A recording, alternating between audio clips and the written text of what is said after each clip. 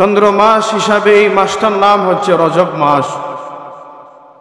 অত্যন্ত ফজিলতপূর্ণ একটা মাস, মর্যাদাপূর্ণ একটা মাস।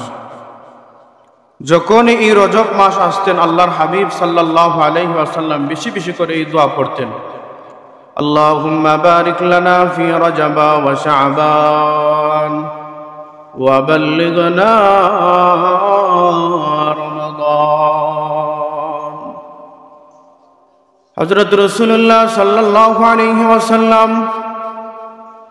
যখনই রজব মাস আসতেন, আল্লাহর হাবিব সাল্লাল্লাহু আলাইহি ওয়াসাল্লাম বেশি বেশি করে দোয়া পড়তেন, আল্লাহুম্মা বারিক লানা ফি রজব ওয়া শাবান ওয়া বাল্লিগনা রমাদান। হে আল্লাহ, ইয়া আরহামার রাহিমিন, ইয়া আল্লাহ, আপনি আমাকে রজব এবং শাবান মাসের বরকত দান করেন এবং রমজান মাস পর্যন্ত আপনি আমাকে পৌঁছে দেন। এইরকম বেশি বেশি করে আল্লাহর হাবিব দোয়া করতেন, সাহাবায়ে কেরাম দোয়া করতেন।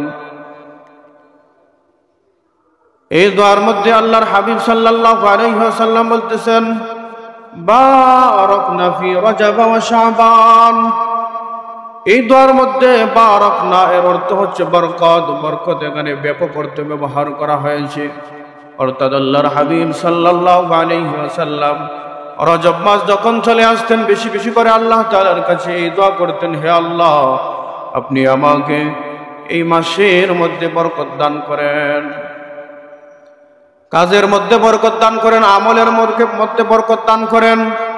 এক কথা, সর্বোচ্চ আপনি আমাকে বরকত দান করেন, এমন বরকত দান করেন যাতে রমজান মাসে আমি ভালোভাবে ইবাদত বন্দেগী করতে পারি, ভালোভাবে যাতে রমজান মাসের ফজিলত হাসিল করতে পারি, এই রকম বরকত আপনি আমাকে দান করেন।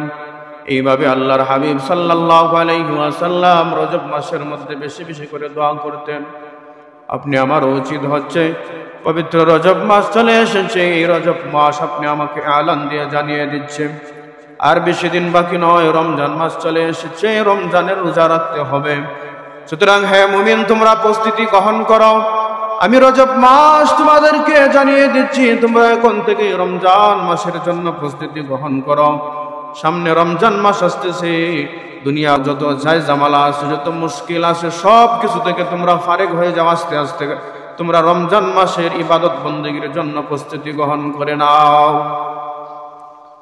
এই জন্য প্রত্যেকটা মুমিনের উচিত হচ্ছে বেশি বেশি করে রজব মাসের মধ্যে আল্লাহ তাআলার কাছে বেশি বেশি করে দোয়া করো, আল্লাহুম্মা বারিক লানা ফি রজব ওয়া শাবান ওয়া বাল্লিগনা রমাদান।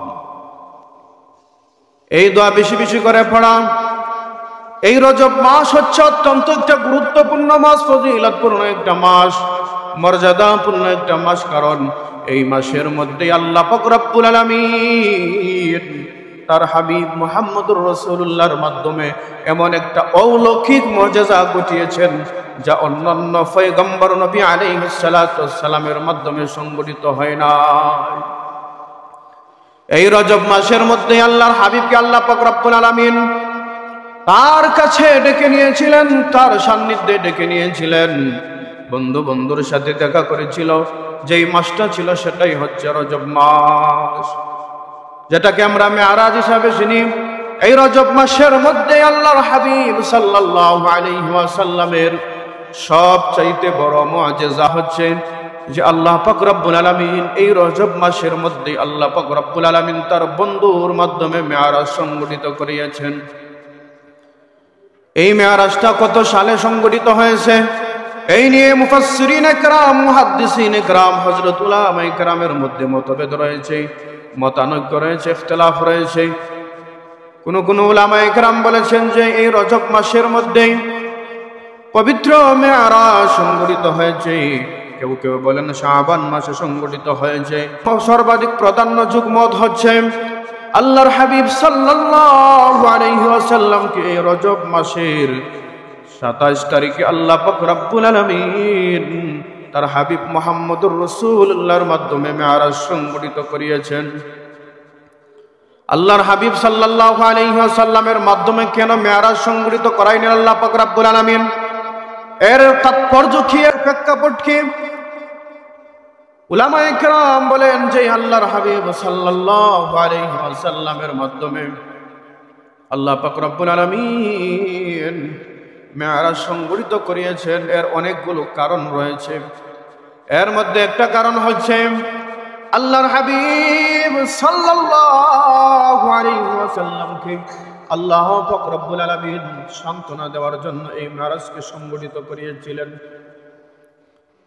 আল্লাহ পাক রব্বুল আলামিন আপনি আমার নবী মুহাম্মদুর রাসূলুল্লাহকে এমন এক যুগের মধ্যে এমন এক জামানায় প্রেরণ করেছিলেন যেই জামানাকে বর্বরতার যুগ বলা হতো, মূর্খতার যুগ বলা হতো, আইয়ামে জাহিলিয়ার যুগ বলা হতো, অজ্ঞতার যুগ বলা হতো। এই যুগে আল্লাহ পাক রব্বুল আলামিন তার প্রিয় হাবিব মুহাম্মদুর রাসূলুল্লাহকে নবী হিসাবে, রাসূল হিসাবে প্রেরণ করেছেন। এমন মানুষদের কাছে তার হাবিব মুহাম্মদুর রাসূলুল্লাহকে প্রেরণ করেছেন যেই সমস্ত মানুষ কেউ গাছের পূজা, মাছের পূজা, মূর্তির পূজা করত, কেউ আগুনের পূজা করত, এইরকম মানুষদের কাছে আল্লাহ পাক রব্বুল আলামিন হযরত মুহাম্মদুর রাসূলুল্লাহকে নবী বানিয়ে প্রেরণ করেছিলেন। আল্লাহর নবী রাহমাতুল লিল আলামিন যখন এই সমস্ত বর্বরতার যুগে, জাহেলিয়াতের যুগে, মূর্খতার যুগে যখন মানুষদের কাছে এসে এক আল্লাহর দাওয়াত দিতে লাগলেন যে তোমরা বলো আল্লাহ ছাড়া কোনো মাবুদ নাই, তোমরা যে নিজের হাতে বানিয়ে মূর্তি দ্বারা পূজা করছো, তোমরা কেউ গাছের পূজা করছো, মাছের পূজা করছো, অগ্নির পূজা করতেছো, এগুলো সঠিক নয়। আজ থেকে আমি মুহাম্মদ তোমাদেরকে দাওয়াত দিচ্ছি, আজকের পর থেকে তোমরা মূর্তির পূজা করবা না, আগুনের পূজা করবা না, তোমরা কে অগ্নির পূজা করবা না, নিজের হাতে মূর্তি বানিয়ে তোমরা পূজা করবা না, ইবাদত বন্দেগী করবা না। যদি তোমাদেরকে ইবাদত করতে হয়, বন্দেগী করতে হয়, দাসত্ব করতে হয়, তাহলে তোমরা এক আল্লাহর দাসত্ব করো, এক আল্লাহর ইবাদত করো, এক আল্লাহর বন্দেগী করো, তাহলে তোমরা সফল কাম হয়ে যাবে। এইরকম ভাবে যখন আল্লাহর হাবিব মক্কার মানুষদের কাছে দিনের দাওয়াত পৌঁছে দিতে লাগলো, তখন এই চতুর্দিক থেকে মক্কার মানুষেরা রহমতের নবীর উপর আক্রমণ করতে লাগলো, কষ্ট দিতে লাগলো, সাহাবায়ে কেরামের উপর কষ্ট দিতে লাগলো। এমন কোনো কষ্ট নাই তারা আল্লাহর হাবিবকে দেন নাই। এক পর্যায়ে আল্লাহর হাবিব সাল্লাল্লাহু আলাইহি ওয়াসাল্লাম এই মক্কা নগরী ছেড়ে দিয়ে তায়েফের দিকে চলে যান। তায়েফের মধ্যে গিয়ে দিনের দাওয়াত দেন। তায়েফ এলাকার মধ্যে যখন দিনের দাওয়াত দেন, সেখানে গিয়ে বলতে লাগলেন এক আল্লাহর ইবাদত তোমরা করো, এক আল্লাহর দাসত্ব করো। আল্লাহর হাবিব সাল্লাল্লাহু আলাইহি ওয়াসাল্লাম যখন তায়েফ নগরীর মধ্যে গিয়ে তাওহীদের দাওয়াত দিতে লাগলেন, রিসালাতের দাওয়াত দিতে লাগলেন, সেখানের মধ্যেও তায়েফের কাফেরেরা আল্লাহর হাবিবকে এমন ভাবে কষ্ট দিতে লাগলো যেই কষ্ট যন্ত্রণা যদি আমি বর্ণনা করি তাহলে সহ্য করার মতো নয়। তায়েফের সমস্ত কাফেরেরা এলাকার দুষ্ট দুষ্ট ছেলেদেরকে মুহাম্মদুর রাসূলুল্লাহর পিছনে লেলিয়ে দিল যে মুহাম্মদ যখন আমাদের কাছে দিনের দাওয়াত নিয়ে আসবে তখনই তোমরা মুহাম্মদকে পাথর দ্বারা আঘাত করতে থাকবে। আল্লাহর হাবিব সাল্লাল্লাহু আলাইহি ওয়াসাল্লাম সকালবেলা ঘর থেকে বের হয়ে যখন দিনের দাওয়াত দেওয়ার জন্য তায়েফবাসীর দিকে রওনা দেন, তায়েফের কাছে গিয়ে তায়েফের মানুষের কাছে কাছে দাঁড়িয়ে দাঁড়িয়ে গিয়ে বলেন তোমরা এক আল্লাহর ইবাদত করো, এক আল্লাহর বন্দেগী করো, এক আল্লাহর দাসত্ব করো, আর তোমরা মূর্তির পূজা করিও না, আর তোমরা আগুনের পূজা করিও না, মাছের পূজা, গাছের পূজা করিও না, এক আল্লাহর ইবাদত বন্দেগী করো, তোমরা সফল কাম হয়ে যাবে। এইভাবে যখন আল্লাহর হাবিব তায়েফের মানুষের কাছে দিনের দাওয়াত দিতে লাগলো, তখন তায়েফের দুষ্ট ছেলেরা আল্লাহর হাবিবকে পাথর দ্বারা আঘাত করতে লাগলো। এমন ভাবে পাথর দ্বারা আঘাত করতে লাগলো যে হযরত রাসূলুল্লাহর সমস্ত শরীর রক্তাক্ত হয়ে গেল। আল্লাহর হাবিব সাল্লাল্লাহু আলাইহি ওয়াসাল্লাম রক্তাক্ত শরীর নিয়ে জমিনের মধ্যে পড়ে গেলেন। আল্লাহ পাক রব্বুল আলামিনের পক্ষ থেকে জিবরাইল আলাইহিস সালাতু ওয়াস সালাম এসে মুহাম্মদুর রাসূলুল্লাহকে জানিয়ে দিলেন, হে আল্লাহর নবী, হে রাহমাতুল লিল আলামিন, এই মুহূর্তে আপনি আমাকে হুকুম দেন, যদি আপনি আমাকে হুকুম দেন যে এই তায়েফবাসীকে আমি নিশ্চিহ্ন করে দেব, আপনি বলতে দেরি হবে এই তায়েফকে এই পৃথিবীর মানচিত্র থেকে একেবারে নিঃশেষ করে দিতে দেরি হবে না। এই কথা বলার পরে হযরত রাসূলুল্লাহ সাল্লাল্লাহু আলাইহি ওয়াসাল্লাম জিবরাইলকে ডেকে ডেকে বলে, না জিবরাইল, আমি তাদেরকে বদদুয়া দিব না, হয়তো তারা বুঝতেছে না, কিন্তু তাদের পরবর্তী প্রজন্ম তারা বুঝবে এবং দ্বীনের দাওয়াত গ্রহণ করবে। আল্লাহর হাবিব সাল্লাল্লাহু আলাইহি ওয়াসাল্লাম এক পর্যায়ে তায়েফ থেকে আবার মক্কা নগরীর মধ্যে ফিরে আসেন। রাসূলের অন্তরের মধ্যে দুঃখ বেদনা যাতনা এত দুঃখ কষ্ট। আল্লাহর হাবিব সাল্লাল্লাহু আলাইহি ওয়াসাল্লাম মানুষের কাছে কাছে দ্বীনের দাওয়াত দেন, তারা দ্বীনের দাওয়াত গ্রহণ করে না, বরং তারা দ্বীনের দাওয়াত দেওয়ার কারণে মুহাম্মদুর রাসূলুল্লাহকে বিভিন্ন ধরনের কষ্ট দিতে লাগলো। এভাবে অনেক দিন পের হয়ে গেল, অনেক দিন চলে গেল, অনেক সময় চলে গেল। নবুয়তের 11 বছর যখন আল্লাহর হাবিব সাল্লাল্লাহু আলাইহি ওয়াসাল্লাম হিজরতের 11 বছর আল্লাহর হাবিব সাল্লাল্লাহু আলাইহি ওয়াসাল্লাম এর আপন চাচা হযরতে আবু তালেব ইন্তেকাল করেন। আল্লাহর হাবিব সাল্লাল্লাহু আলাইহি ওয়াসাল্লামকে দুইজন লোক, একজন ঘরের মধ্যে আল্লাহর হাবিবকে তত্ত্বাবধান করতেন, দেখাশোনা করতেন, বিপদ আপদ আসলে আল্লাহর হাবিবকে সান্ত্বনা দিতেন। আরেকজন লোক ছিল বাহিরে, যখন দ্বীনের দাওয়াত দিতেন, বাহির থেকে যত বালা মুসিবত আসতো সব কিছুর মোকাবেলা করতেন। আল্লাহর হাবিব সাল্লাল্লাহু আলাইহি ওয়াসাল্লাম যখন দ্বীনের দাওয়াত দেওয়ার জন্য মানুষের কাছে কাছে গিয়ে বলতেন, তখন মানুষেরা বিভিন্ন ধরনের মন্তব্য করত, রাসূলকে বিভিন্ন ধরনের কষ্ট দিত।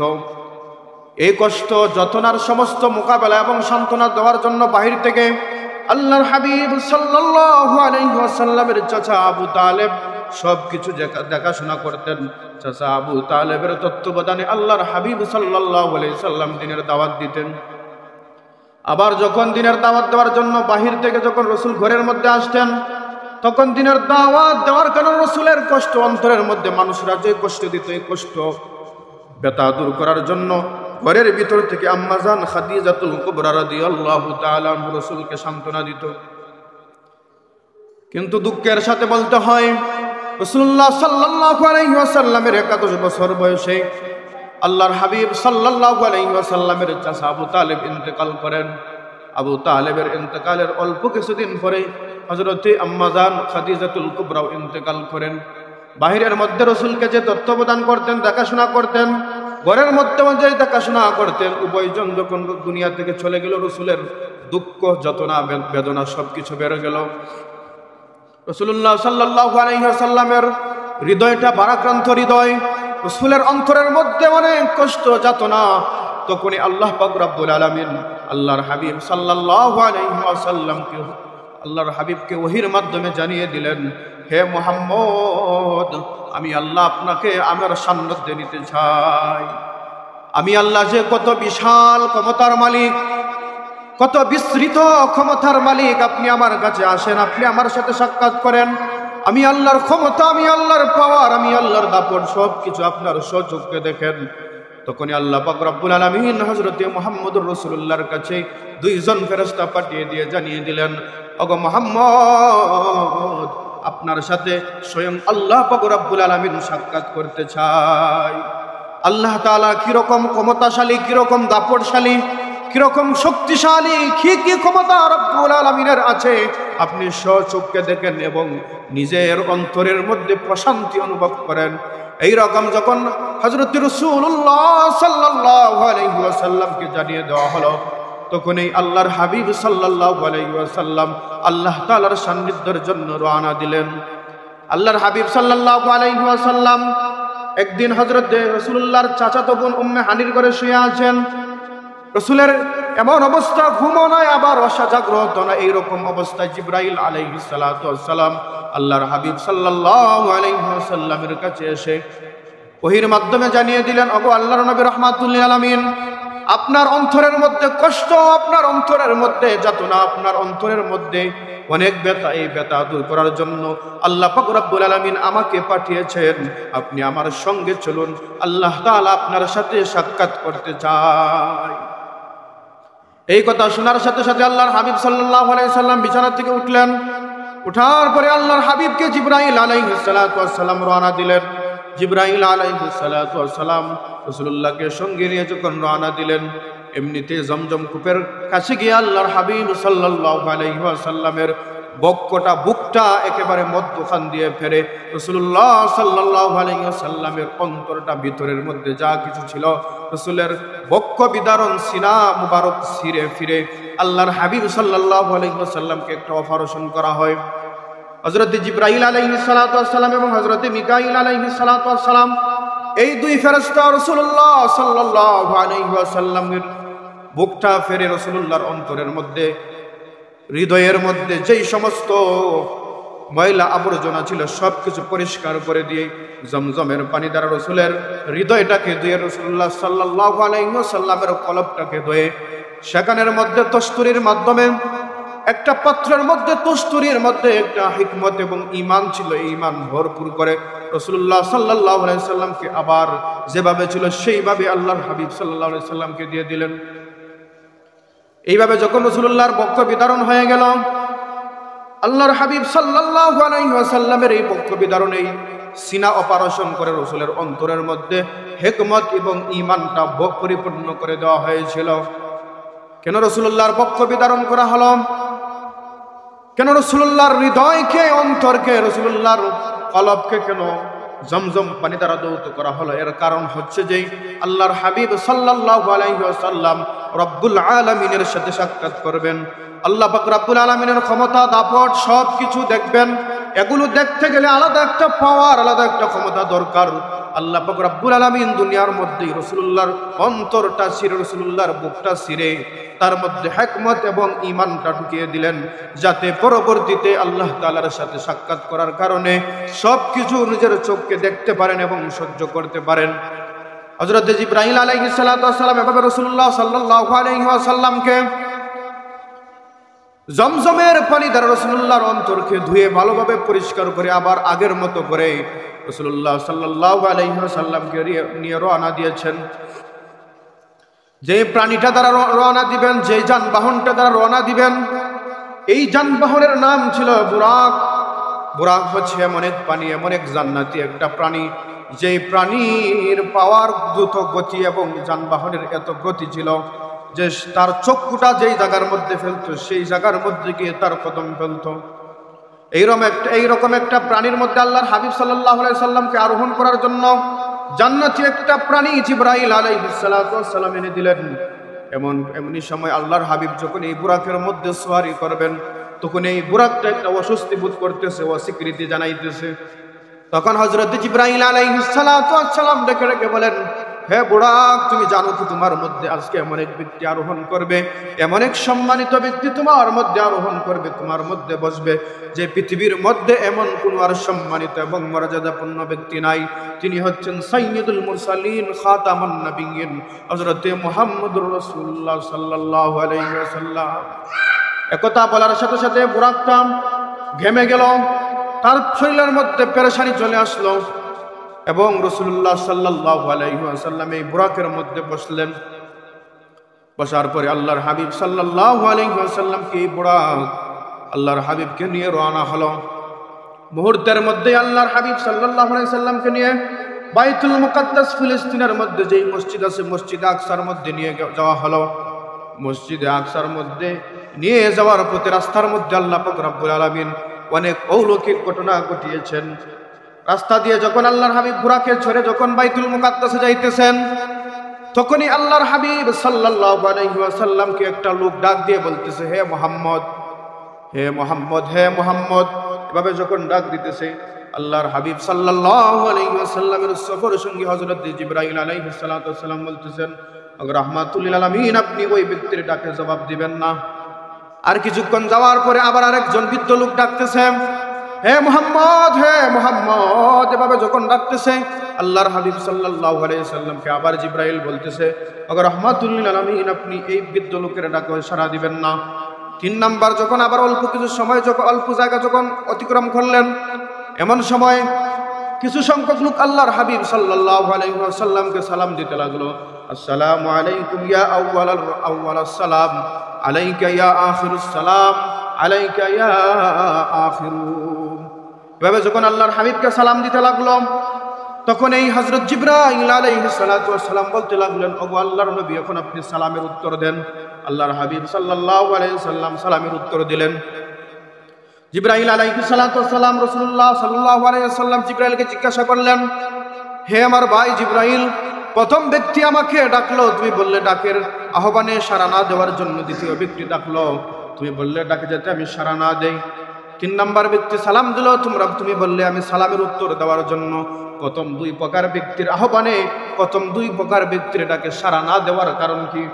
হযরত জিবরাইল আলাইহিস সালাতু ওয়াস সালাম রাসূলুল্লাহ সাল্লাল্লাহু আলাইহি ওয়াসাল্লামকে বলতেছেন, প্রথম যে ব্যক্তি আপনাকে আহ্বান করেছিল, সেই যে বৃদ্ধ লোকটা আপনাকে আহ্বান করেছিল, সেটা ছিল দুনিয়া। দুনিয়া বৃদ্ধ রূপ ধারণ করে সে আপনাকে ডাকতেছে। আপনি যদি তারা চাচ্ছিল যে এই দুনিয়া চাচ্ছিল যে আপনাকে আকৃষ্ট করার জন্য তার প্রতি, এই বৃদ্ধ লোকের আকৃতি ধারণ করেছে। এর মাধ্যমে এ বুঝিয়ে দেওয়া হচ্ছে যে দুনিয়ার বয়স আর বেশি দিন বাকি নাই। দুনিয়া বৃদ্ধ হয়ে গেছে, যে কোনো সময় দুনিয়া ধ্বংস হয়ে যাবে। দুই নাম্বার ব্যক্তি, যে বৃদ্ধ লোকটা আপনাকে ডাক দিয়েছিল, সে ছিল শয়তান। শয়তান আপনাকে আহ্বান করেছিল, ডেকেছিল যাতে আপনি তার প্রতি আকৃষ্ট হয়ে যান, এই জন্য আমি নিষেধ করেছি। আর তিন নাম্বার, যেই সমস্ত লোকেরা আপনাকে সালাম দিয়েছিল আর আমি আপনাকে বলেছিলাম সালামের উত্তর দেওয়ার জন্য, তারা ছিল হযরত মূসা এবং ঈসা আলাইহিস সালাতু ওয়াস সালাম। এই জন্য আমি বলেছি সালামের উত্তর দেওয়ার জন্য।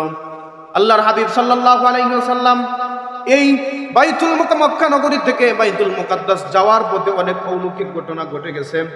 ইনশাআল্লাহ আমরা আগামী জুমার মধ্যে ইনশাআল্লাহ আলোচনা শুনবো। আল্লাহ তাআলা যেন আমাদেরকে এই সবে মেয়ারাজের মাসের মধ্যে আল্লাহ পাক রব্বুল আলামিন যেন বেশি বেশি করে আল্লাহ তাআলার কাছে ইবাদত বন্দেগী করার তৌফিক দান করেন।